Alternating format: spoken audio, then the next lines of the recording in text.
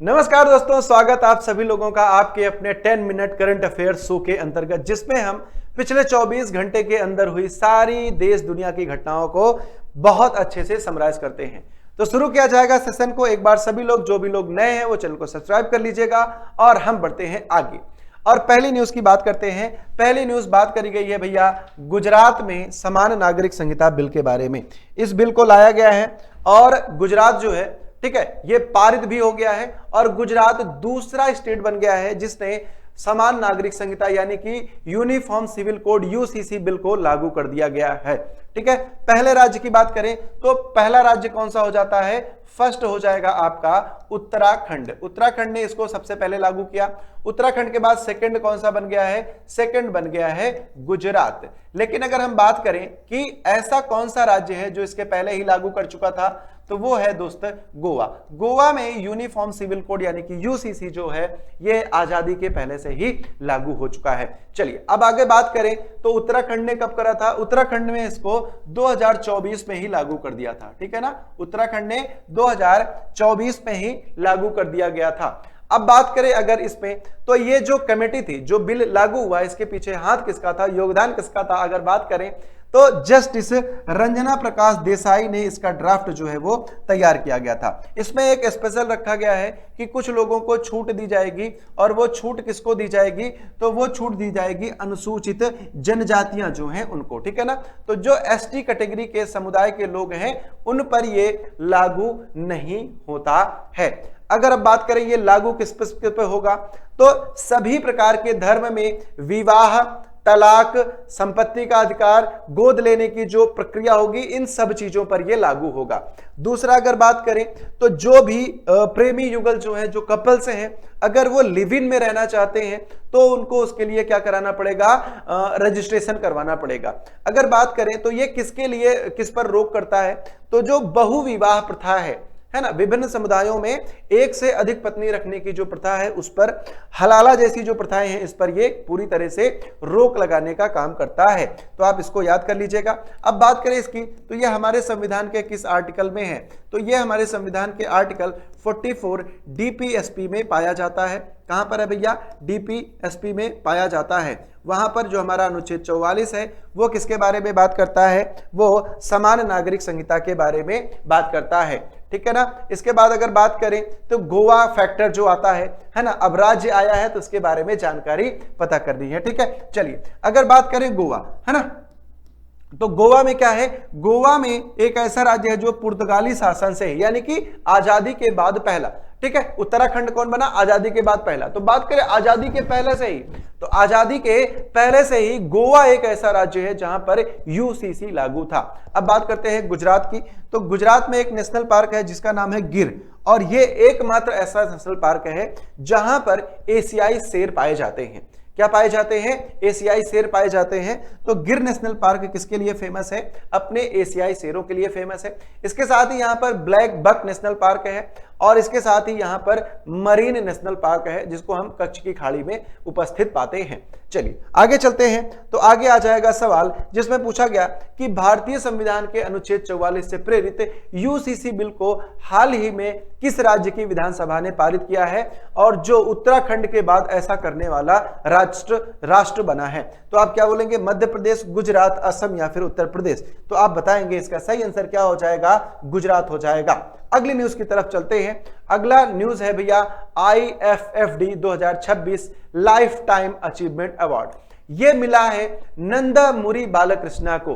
किसको मिला है? नंदमुरी बालकृष्णा को मिला है। ये तेलुगु भाषा के, है ना, कौन है भैया? नंदमुरी जी। ये तेलुगु भाषा के बहुत ही फेमस स्टार हैं। ठीक है, ये बहुत फेमस स्टार हैं। इनकी एक मूवी है जिसका नाम है भगवंत केसरी। क्या नाम है भैया? भगवंत केसरी। भगवंत केसरी जो मूवी है इसकी स्पेशल स्क्रीनिंग भी इस समय की जाती है। ठीक है, बात समझ में आ गई। अवार्ड कहां पर दिया गया? तो अगर इस अवार्ड की बात करें, ये अवार्ड इनको कहां पर दिया गया? तो ये अवार्ड इनको दिया गया भारत मंडपम में, ठीक है ना। कहां पर? भारत मंडपम। ये कहां पर है आपका? न्यू दिल्ली में है। तो भारत मंडपम में ये इनको अवार्ड दिया जाता है। बात समझ में आ गई। अगर आप बात करें किसी और अवार्ड की तो एक इंपॉर्टेंट हो जाता है, एक इंपॉर्टेंट होता है पद्म भूषण। पद्म भूषण इनको कब दिया गया था? 2025 में दिया गया था। तो पद्म भूषण इनको 2025 में दिया गया और IFFD 2026 life time achievement award इनको दिया गया 2026 में। तो ये दोनों आप लोग याद रखिएगा। आगे चलते हैं। यहां पर अगर देखें बात आ गई है आंध्र प्रदेश की, तो आंध्र प्रदेश की अगर बात करें तो आधी कच्चीपुड़ी यानी कि आंध्र प्रदेश में कुचिपुड़ी, ये क्या है? ये यहां का सबसे प्रसिद्ध और लोक नृत्य में आता है, ठीक है ना। सबसे प्रसिद्ध और शास्त्रीय नृत्य में ये आ जाता है। अगर बात करें यहां पर कौन कौन सा नेशनल पार्क और झील है, तो यहां पर 2 नेशनल पार्क हैं, एक है पापी कोंडा और एक है श्री वेंकटेश्वर, ठीक है। 2 नेशनल पार्क यहां पर हो जाते हैं। अब बात करें झीलों की, तो यहां पर एक है कोलेरू झील जो कि मीठे पानी की झील होती है। कौन सी झील है? कोलेरू झील मीठे पानी की है और पुलिकट झील खारे पानी की है। तो आपसे पानी के साथ ये पूछा जाएगा तो इसको याद रखिएगा। इसके साथ ही आंध्र प्रदेश कैसा है? तो आंध्र प्रदेश जो है ये भाषा के आधार पर बनने वाला, ठीक है, किसके? भाषा के आधार पर बनने वाला पहला राज्य है, ठीक है ना। कैसा? भाषा के आधार पर बनने वाला फर्स्ट स्टेट हो जाता है पूरे इंडिया का, ठीक है। यहां पर पोट्टी श्री रामुलु जो थे उन्होंने आमरण अनशन किया था और उनकी मृत्यु के बाद आंध्र प्रदेश को भाषाई आधार पर पहला राज्य गठित किया गया था। इसकी राजधानी क्या है? तो इसकी राजधानी है अमरावती, ठीक है। राजधानी क्या है? अमरावती इसकी राजधानी है। क्लियर है। अब बात करें इसकी तटरेखा की, तो ये सेकंड लार्जेस्ट तटरेखा वाला राज्य हो जाता है, ठीक है। तटरेखा इसकी किसके नंबर पर आती है? तो इसकी तटरेखा दूसरे नंबर पर आती है। अगर पहले नंबर की बात करें तो फर्स्ट पे कौन आता है? गुजरात आ जाता है, ठीक है ना। गुजरात की तटरेखा जो है वो सबसे लंबी हो जाती है। आ जाइए आंसर करेंगे। हाल ही में international film festival of Delhi IIFD 2026 में किस अभिनेता को लाइफ टाइम अचीवमेंट अवार्ड से सम्मानित किया गया? ऑप्शन है आपके पास चिरंजीवी, नागार्जुन, नंदमुरी बालकृष्ण या फिर पवन कल्याण। तो इसका आंसर आप मुझे कमेंट सेक्शन में दीजिएगा, ठीक है। इसका सभी लोग आंसर मुझे कमेंट सेक्शन में दीजिएगा। अगले न्यूज पर आते हैं, है ना। अगली न्यूज है 52वां G7 शिखर सम्मेलन। G7 शिखर सम्मेलन, अगर हम इसके संस्करण की बात करें, ठीक है, किसकी बात करें? संस्करण की बात करें तो कौन सा है? 52वां संस्करण है, ठीक है। कौन सा संस्करण है? 52वां संस्करण है। आयोजन की बात करें तो आयोजन कब से कब तक किया जाएगा? तो इसका आयोजन भैया 15 से 17 जून तक किया जाएगा, है ना। कहां पर किया जाएगा? तो ये फ्रांस में किया जाएगा। कहां पर? फ्रांस में किया जाएगा। विशेष बुलावा किसको आया है? ठीक है, विशेष बुलावा किसको आया है? तो विशेष बुलावा जो आया है वो किसको आया है? मोदी जी को आया है, ठीक है ना। किसको आया है? मोदी जी जो भारत के प्राइम मिनिस्टर हैं, इनको विशेष रूप से बुलाया गया है। फ्रांस के अगर हम यहां पर नेता की बात करें तो वो कौन है? इमैनुअल मैक्रोन हो जाते हैं। यहीं पर अगर आपसे ये शहर भी पूछ ले कि किस शहर में होगा फ्रांस के, तो इस शहर का नाम है एवियन, ठीक है ना। क्या नाम है? एवियन इस शहर का नाम हो जाता है। बात समझ में आ गई भैया। तो ये सारी चीजें होने वाली है कहां पर? ये सारी चीजें होने वाली है 15 से 17 जून के बीच में फ्रांस में। तो इन सब चीजों को आप लोग याद रखिएगा। विशेष आमंत्रण दिया गया है प्रधानमंत्री नरेंद्र मोदी को। इसके बाद ही अगर आप बात करें फ्रांस की राजधानी तो पेरिस है, ठीक है। ये किस नदी के किनारे है? सीन नदी के किनारे है। राष्ट्रपति कौन है? इमैनुअल मैक्रोन है।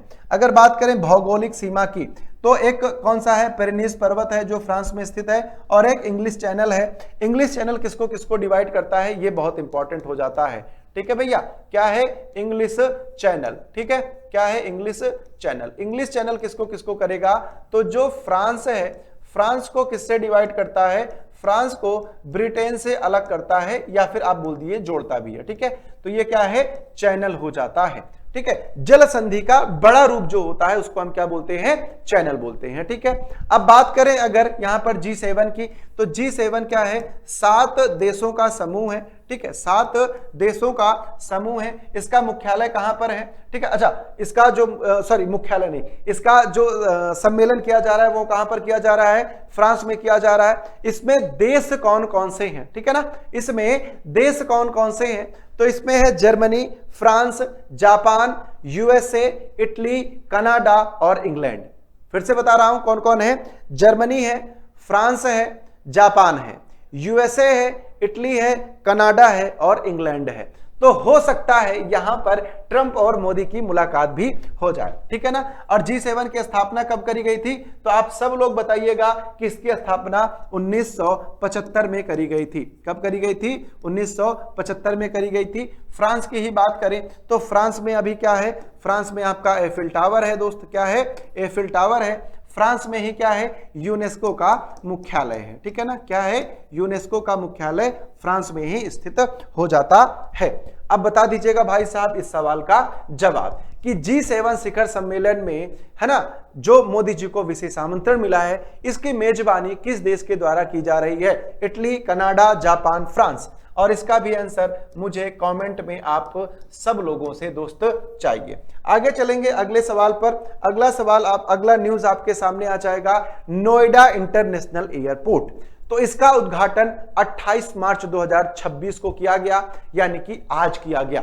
इसका जो एक तरह से अगर हम बोले तो इसमें लगभग साल भर में, है ना, लगभग 1.2 करोड़ यात्री जो हैं वो सफर करेंगे। ये कहां पर है, तो ये जेवर, है ना, जेवर कहां पर है, गौतम बुद्ध नगर उत्तर प्रदेश में है। और ये भारत का सबसे बड़ा एयरपोर्ट है, ठीक है ना। कैसा एयरपोर्ट है, भारत का सबसे बड़ा एयरपोर्ट ये हो जाता है। अगर इसकी कुछ विशेषताओं की बात करें, ठीक है ना, तो ये दिल्ली एनसीआर का दूसरा अंतरराष्ट्रीय हवाई अड्डा है। पहला कौन सा है, IGI है, ठीक है ना, इंदिरा गांधी इंटरनेशनल एयरपोर्ट। फिर आप बात करें तो देखो ये ज्यूरिख एयरपोर्ट जो स्विट्जरलैंड का है ना, उसके द्वारा PPP मॉडल पर निर्मित किया गया है। अब इसके बाद और बात करें तो ग्रीनफील्ड एमिशन, ग्रीनफील्ड एमिशन में क्या है, ये भारत का सबसे बड़ा नेट जीरो एमिशन वाला ग्रीनफील्ड एयरपोर्ट है। और ये फैक्ट आपके पेपर में पूछा जाएगा। क्या है भैया, ग्रीनफील्ड एमिशन, ठीक है ना, क्या है, ग्रीनफील्ड एमिशन, ठीक है। और ऐसा ये क्या है, एमिशन, और इसमें ये है ना, क्या है, भारत का सबसे बड़ा एयरपोर्ट बनता है ये, है ना, क्या है, भारत का सबसे बड़ा एयरपोर्ट बनता है। बात करें अगर कार्गो हब की, किसकी बात करें, कार्गो हब यानी कि सामान ढुलाई की अगर बात करें, तो जब अगर आप सामान ढुलाई की बात करते हैं, ठीक है, तो यहां पर लॉजिस्टिक को बढ़ावा देने के लिए बड़ा मल्टी मॉडल कार्गो हब स्थापित किया गया है, ठीक है ना, क्या है, मल्टी मॉडल कार्गो हब, ठीक है ना, मल्टी मॉडल कार्गो हब स्थापित करा गया है। तो इसको भी आप लोग अपने जानकारी में रखिएगा। अब बात करते हैं उत्तर प्रदेश की। उत्तर प्रदेश की राजधानी क्या है, लखनऊ है, ये आप सबको पता है, ठीक है, राजधानी क्या है, लखनऊ है। और लखनऊ किसके कहां पर है, तो ये गोमती नदी के किनारे स्थित है। कहां पर है, गोमती नदी के किनारे। इसको खान पान में यूनेस्को में शामिल किया गया है, ठीक है, खान पान के लिए गैस्ट्रिक सिटी के नाम में इसको शामिल किया गया। इसके साथ ही अगर लखनऊ की बात करें तो लखनऊ की जो चिकनकारी है, क्या है, चिकनकारी, ये बहुत ही ज्यादा फेमस है और यहाँ का ये प्रोडक्ट भी हो जाता है। इसके साथ ही बात करें मुख्यमंत्री की, तो मुख्यमंत्री कौन है, योगी आदित्यनाथ हैं। कौन है, योगी आदित्यनाथ हैं। अगर बात करें प्रथम मुख्यमंत्री की, फर्स्ट कौन थे, तो वो थे गोविंद बल्लभ पंत, ठीक है ना, कौन हो जाते हैं, गोविंद बल्लभ पंत हो जाते हैं। भैया कौन है, गोविंद बल्लभ पंत। सबसे ज्यादा बार कौन हुआ, सबसे ज्यादा बार, है ना, हम टाइम्स की बात करें सबसे ज्यादा बार, तो वो कौन हो जाती हैं, मायावती हो जाती हैं, ठीक है ना, कौन होती हैं, मायावती हो जाती है। तो ये सारी जानकारी किसके बारे में है, हाँ, उत्तर प्रदेश के बारे में है, ठीक है दोस्त, बात समझ में आई। अब यहां पर अगर बात करें तो एक नेशनल पार्क है जिसका नाम है दुधवा नेशनल पार्क, ठीक है ना, क्या है, नेशनल पार्क का नाम क्या है, दुधवा नेशनल पार्क है। और टाइगर रिजर्व में क्या है, पीलीभीत टाइगर रिजर्व है। कौन सा है? Pilibhit tiger reserve. अब यहां पर एक बहुत इंपॉर्टेंट चीज आती है नृत्य कला में, कथक। ठीक है, और ये कैसा है? शास्त्रीय नृत्य है। ये उत्तर भारत का, ठीक है ना, किसका? पूरे उत्तर भारत का एकमात्र शास्त्रीय नृत्य है जिसका नाम है कथक। तो ये जो महाराज लोग आते हैं जिनके नाम में महाराज लगा होगा, ठीक है, वो किसके प्रणेता होते हैं? वो कथक के प्रणेता होते हैं। बात करें अगर लोक नृत्यों की, तो लोक नृत्य में कौन कौन सा आता है? नौटंकी, रासलीला, चरकुला, ये सब यहां पर क्या आता है? ये सब आता है। चरकुला में क्या होता है? चरकुला में सर पे एक पहिया रख करके उस पे 108 दीपक रख करके डांस किया जाता है। अब आ जाइए कुछ झीलों की बात करते हैं। तो एक है रामगढ़ ताल, ये कहां पर स्थित है? गोरखपुर में स्थित है। कीठम झील या फिर सुर सरोवर, ये आगरा में स्थित है। और फुलहर झील कहां पर स्थित है? पीलीभीत में स्थित है। और फुलहर झील से ही गोमती नदी का उद्गम भी होता है। आगे आ जाते हैं, आगे आ जाएंगे तो women empowerment trail blazers award, ये किसको दिया गया है? ये दिया गया है कल्पना सोरेन को। किसको दिया गया? कल्पना सोरेन को दिया गया। और ये क्या है? कल्पना सोरेन विधायक हैं, ठीक है ना, क्या है? ये विधायक भी हैं और जो हेमंत सोरेन हैं उनकी पत्नी भी हैं। ठीक है, ये क्या है? उनकी पत्नी भी है। ये क्यों दिया गया? तो महिलाओं को आत्मनिर्भर बनाने के लिए जो सेल्फ हेल्प ग्रुप्स होते हैं उसका इन्होंने बहुत अच्छे से यूटिलाइज किया है, उनको बढ़ावा दिया है, प्रोत्साहन दिया है, इसलिए इनको दिया गया है। कहां पर दिया गया? तो नई दिल्ली में इसका आयोजन किया गया था, नई दिल्ली में ये इन्हें दिया गया है। बात करें अगर ब्रिक्स सीसीआई की, तो ब्रिक्स क्या है? ये ब्रिक्स आपको पता है ये कुछ देशों का समूह है, ठीक है, किसका? ब्राजील, रसिया, इंडिया, चाइना, ठीक है, इन देशों का समूह है अफ्रीका का। तो इसमें कौन कौन से देश हैं? ब्राजील, रसिया, इंडिया, चाइना और एस से क्या हो जाएगा? South Africa. तो ये सारे देश मिलकर के, अच्छा अभी क्या है? ब्रिक्स करेंसी भी आने वाली है, ठीक है, जिसकी चर्चाएं होती रहती हैं। तो ब्रिक्स करेंसी की वजह से, ठीक है, ब्रिक्स करेंसी की वजह से आपको ये याद रखना है ब्रिक्स के बारे में, ठीक है। चलो आगे आ जाते हैं, तो बात करेंगे झारखंड की, ठीक है ना। तो झारखंड की अगर स्थापना की बात करें, ठीक है, इसके इस्टेब्लिशमेंट की बात करें तो इस्टेब्लिशमेंट कब किया गया था?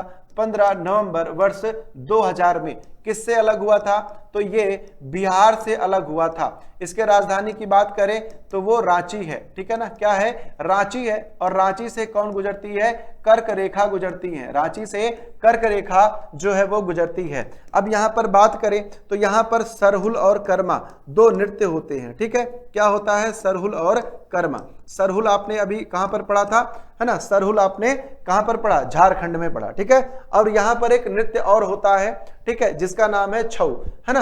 यहां पर और क्या होता है? छऊ नृत्य होता है। अब ये जो आपके सरहुल और कर्मा है, ये उत्सव भी मनाए जाते हैं। क्या मनाए जाते हैं? उत्सव भी मनाए जाते हैं। बात समझ में आ गई? तो ये सारा कहां पर हो जाएगा? झारखंड में होगा। बात करें अगर नेशनल पार्क की, तो बेतला नेशनल पार्क एक अकेला नेशनल पार्क है, कहां पर? झारखंड में। ये कहां पर है? आपका झारखंड में स्थित है। और एक पलामू टाइगर रिजर्व है, ये भी कहां पर स्थित है? झारखंड में स्थित है। झारखंड में, है ना, झारखंड में खनिज बहुत ज्यादा मात्रा में पाया जाता है, ठीक है ना। क्या है? खनिज। और खनिज में भी क्या? कोयला बहुत ज्यादा मिलता है, ठीक है। क्या मिलता है?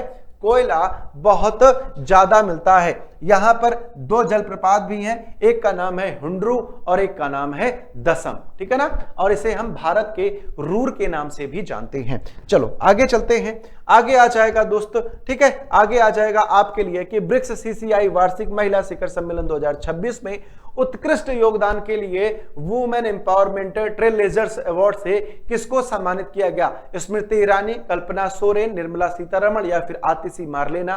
तो आप इसका आंसर मुझे करके बताएंगे।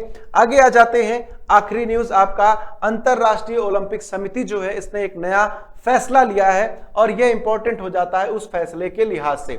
इन्होंने क्या बोला कि जो ट्रांसजेंडर महिलाएं हैं, ठीक है, जो ट्रांसजेंडर महिलाएं हैं उनको महिला स्पर्धा में भाग लेने के लिए प्रतिबंधित किया जाएगा। और यह कब से लागू होगा? 2028 लॉस एंजल्स में जो ओलंपिक होने वाला है उसमें। ठीक है, अब यहां पर क्या बोला गया कि सिर्फ बायोलॉजिकल फीमेल्स को अनुमति होगी। बायोलॉजिकल फीमेल्स का मतलब क्या है? जिसका जन्म महिला के रूप में हुआ है, ठीक है ना, जिसका जन्म महिला के रूप में हुआ है उसी को ही। ठीक है, तो जन्म से महिला, और अब अगर वो पुरुष बन चुकी है, ठीक है, ट्रांसजेंडर में वो ट्रांसमेन है अगर, तो उसको यहां पर खेलने की अनुमति मिलेगी। ठीक है, महिला स्पर्धाओं में वो खेल सकते हैं। ठीक है, इसके बाद अगर आप देखेंगे तो यहां पर थोड़ी सी बात करें हम अगर आईओसी के बारे में, तो इसकी स्थापना 23 जून 1894 को किया गया था पियरे डी कुर्बाटिन के द्वारा। इसका मुख्यालय कहां पर है? लुसाने, स्विट्जरलैंड में है। हम अंतरराष्ट्रीय ओलंपिक दिवस कब मनाते हैं? 23 जून को मनाते हैं। और पहला ओलंपिक, जो आधुनिक ओलंपिक की बात करें तो वो 1896 में एथेंस ग्रीस में आयोजित किया गया था। आगामी 2024 का कहां हुआ था? पेरिस में हुआ था। 2028 का कहां पे होगा? लॉस एंजल्स में होगा। और 2032 का कहां पर होगा? ऑस्ट्रेलिया ब्रिस्बेन में होगा। तो ये याद रखना, यहां से 100% सवाल आएगा। क्लियर है? बात समझ में आ गई? चलिए अब यहां पर इसको हम एंड करते हैं। अगले सेशन के लिए आप लोग चैनल को सब्सक्राइब कर लीजिएगा। अगर आप एसएससी और रेलवे की प्रिपरेशन कर रहे हैं तो आपके लिए उत्कर्ष मास्टर पास सबसे बेस्ट होगा। आप इसमें एसएससी और रेलवे किसी भी बैच को आराम से इनरोल कर सकते हैं। चलिए दोस्तों, मुलाकात करते हैं अगले वीडियो में। तब तक के लिए आप सभी लोगों को प्यार भरा नमस्कार। जय हिंद, जय भारत।